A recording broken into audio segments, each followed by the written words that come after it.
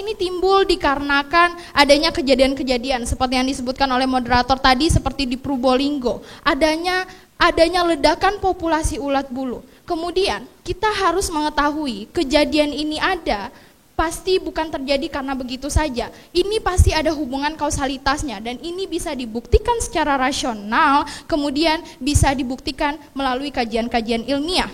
Fenomena ulat bulu di Indonesia sudah merupakan isu nasional ya.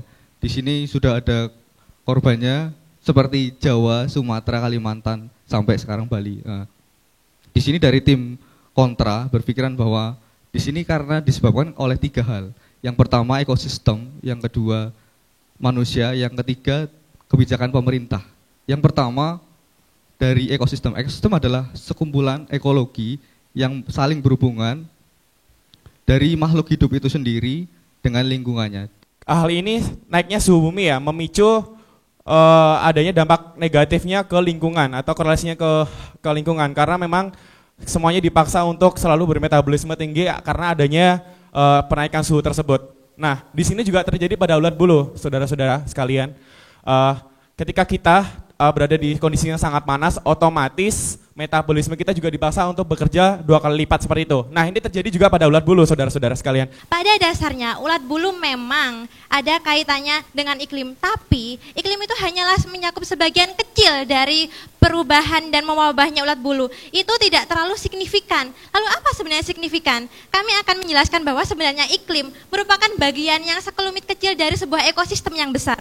Dan sebuah ekosistem itu merupakan satu kecakupan yang besar. Dan sayang sekali sampai sekarang tim pro belum menjelaskan bagaimana hubungan antara iklim yang membuat bumi kita menjadi panas, lalu ulat bulu tumbuhnya menjadi panas sehingga dia juga memproduksi telur-telurnya lebih banyak sehingga mewabah ulat bulu itu kemana-mana. Ada suatu hal yang sangat menarik gitu kan, suatu hal yang sangat menarik di mana tim kontra yang menyatakan bahwasanya ini bukan disebabkan oleh climate change atau perubahan iklim, tetapi ketika tadi di awal baik sadar ataupun tidak sadar, deputi dari tim kontra telah mengatakan dengan jelas bahwasannya pada hakikatnya ulat bulu ini disebabkan oleh iklim.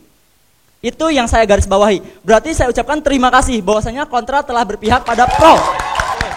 Sekarang kita berbicara tentang fenomena wabah ulat bulu. Terjadi, kita ambil contoh ada di Probolinggo, Jawa Timur.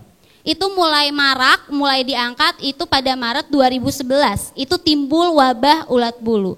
Dan sekarang April 2011 yang otomatis masih jangka waktunya pendek, di sini ternyata si wabah ulat bulu sendiri itu sudah tidak ramai lagi dibicarakan, sudah semakin hilang, fenomenanya hilang. Berarti saudara-saudara di sini bukan perubahan iklim yang mempengaruhi wabah ulat bulu tadi, tapi perubahan cuaca. Bahwa apabila ini dianalogikan sebagai sebuah penelitian, maka tujuan penelitian ini adalah untuk membuktikan, afirmatif akan membuktikan bahwa benar perubahan iklim mempengaruhi kasus yang ada tentang wabah ulat bulu, sementara tim negatif harus membuktikan bahwa perubahan iklim sama sekali tidak ada korelasinya dengan kasus yang terjadi di Indonesia pada saat ini berkaitan dengan wabah ulat bulu. Tapi lupa nggak sih siapa yang menyebabkan suhu bumi itu naik? Yang menyebabkan suhu bumi naik adalah karena perilaku manusia sendiri. Dan manusia sendiri itu adalah bagian dari ekosistem, apa bagian dari iklim ya. Bahkan yang jelas manusia itu adalah merupakan bagian dari ekosistem.